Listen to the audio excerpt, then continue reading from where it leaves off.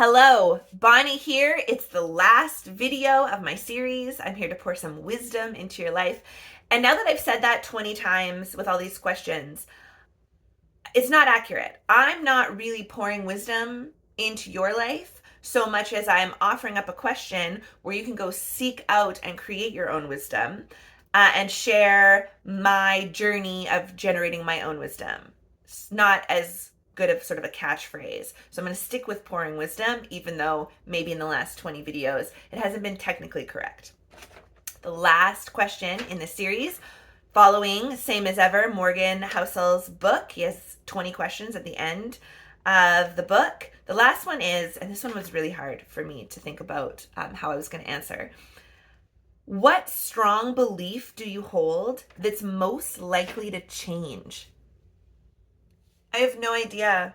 I feel like lots of my beliefs are strong, and I can't imagine how they're going to change. What would cause them to change? And I had a really hard time answering this question. So I sat with it, I thought about it, and I went a little bit deeper. And I'm not sure that identifying the actual belief ahead of time and thinking that it'll most likely change, if that's the most important part of thinking about this question, or if it's seeing how your beliefs can change. And are you receptive to your beliefs changing? What would change your beliefs, I think, is an important exercise. And I listen to Tom Bilyeu's podcast quite regularly. And one of the things that he says about himself often is that he has strong beliefs, but they're loosely held. And he actually attributes that idea to someone else, and I can't remember who that is. So sorry for the original person who actually came up with that phrase. I think that is really important. It's important to have conviction in your life and have beliefs so that you can filter information, you can take action. Like if you don't know what to believe, you don't know what is true, you'd have a hard time doing anything. So all of us have beliefs. Some of us can articulate them because we've thought about it and we know. Some of them are just unconscious programming that happened socially as you grew up, with your family, with your environment, your experiences, all of those kinds of things. I encourage you, first of all, to think about what it is you actually believe and why you believe it, and are those beliefs still valid? Once you've done that, I think it's also important to identify what would change your beliefs, and are you willing to let your beliefs change? So the loosely held part, that's great for someone who recognizes that new information is going to change your beliefs. And you want to be open to your beliefs changing if the rules of the game have changed, if new information has come to light. Because if you're waiting to take action when you have absolute 100% certainty, that will result in a whole life of no action.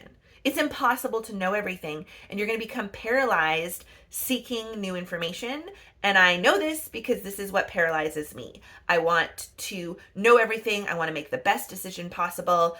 I don't want to make a mistake that's going to negatively affect other people. And so having a sense of belief and conviction, believing that you're going to do the best that you can in the moment, and then a willingness to change your beliefs when new information comes around. And then on top of that, owning your change. Because sometimes beliefs change and then we don't want to tell anyone because our identity is so caught up in what we've sort of publicly stated we believe. And it's a difficult thing to be able to own and change your beliefs because of new information. And it's too bad that we don't have more role models who are doing that, because we want people to be able to change their beliefs based on new information. That is so important in getting to what is actually true. We can't have people like, nope, this is my belief and I've already made up my mind and the facts aren't going to change it. That's not good. This is just dogma. That's like following rules. It's putting your blinders on. It's not communicating with anyone. That is not the world that I want to live in, or that I want anyone to live in. And so I don't know what beliefs that I strongly hold right now that are likely to change.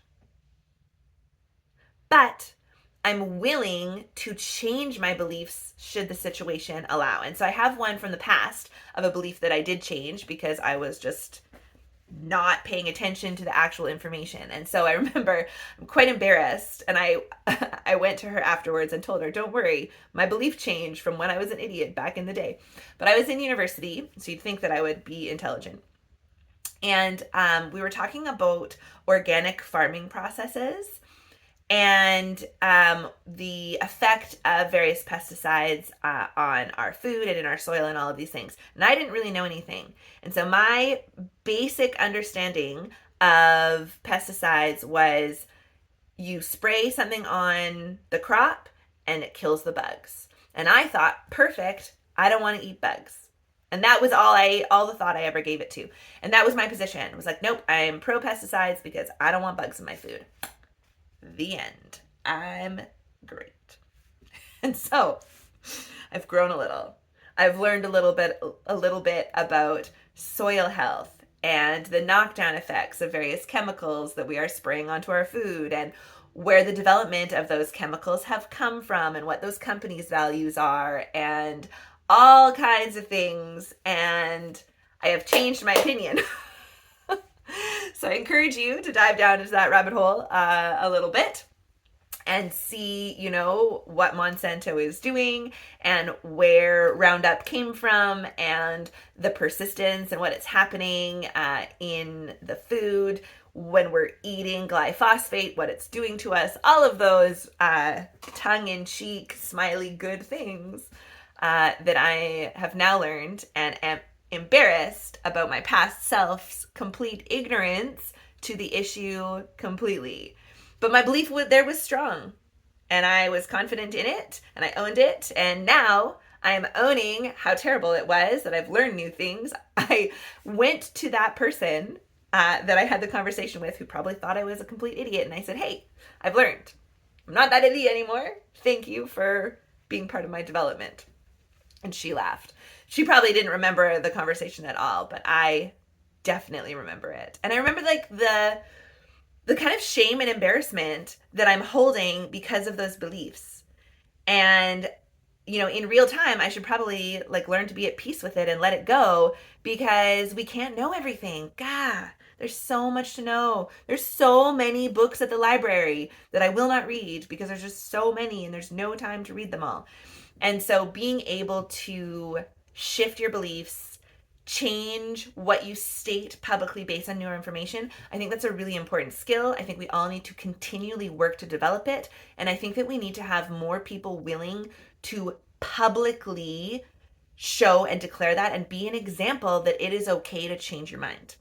I'm looking mostly at politicians right now to demonstrate that, to own mistakes. And I don't know if we're in an environment where they will get reelected. So they might not even be able to do that. Anyway, that's a totally different topic. Kind of the same topic, maybe a bit of a rant. So, have I gotten a little bit off track? Yes, what strong beliefs? I don't know which ones are going to change. But that might be a good video to state what I currently believe, and then in the future, see if they change and why they change. I encourage you to think about what you believe about the world, what you believe about yourself, what you believe about other people. So for example, one of the things that I choose to believe about other people comes from Brene Brown. So in her Netflix special, which is fabulous, you should totally watch it. I've watched it. It's called A Call to Courage, and I've watched it a number of times. It's excellent. One of the things she talks about is a conversation she had with her husband about whether or not other people are trying their best. So she was feeling really frustrated with actions of someone, and she was talking to her friend, and her friend brought up an example of, when people take X action, it really bothers her because they're not trying hard. And Brene Brown kind of shrunk because she was one of those people that fell into that category and was trying her best. And so she thought, oh, I need to reframe this. So she talked to her husband and she said, "Do you think that people are trying their best?" Her husband thought about it for a while and came back and said, ooh, I'm getting a little emotional about it. Came back and said, "I don't know for sure if people are trying their best, but I feel better when I choose to believe that they're trying their best." And I have thought about that a lot because it does. It changes your own physiology. You can shift out of being angry at someone for the decisions they're making if you tell a story to yourself that, you know what, maybe they're trying their best. Now you can have compassion for them. Your own physiology changes and you feel better, and it shifts how you can interact with them. And now you can offer assistance, or you can check in with them instead of being angry at them. It is a really powerful reframing. And what's interesting about it is it doesn't matter whether it's true or not. It's about what you're believing in yourself. It's more for yourself than it is about the actual other person. And so that's kind of an interesting thing. So I encourage you to think about things. What do you believe? Why do you believe them? Is the belief serving you? So for me, that belief serves me. Doesn't matter if the person over there is just being a jerk and they're actually not trying their best. If I think that they are, now I have compassion for them and I feel better. And I'm not as mad. So the belief serves me. So think about what you believe and then what might change that. Maybe I'll find out that everyone sucks and no one is trying their best. Then I'll feel bad. I don't know if that'll serve me, but that belief could change. There we go. I've answered one belief I have that might change. Take that, ponder it, share it with me in the comments. I'd love to hear. For those of you that watch this video, you could also comment. And take care and have a magical day. Bye.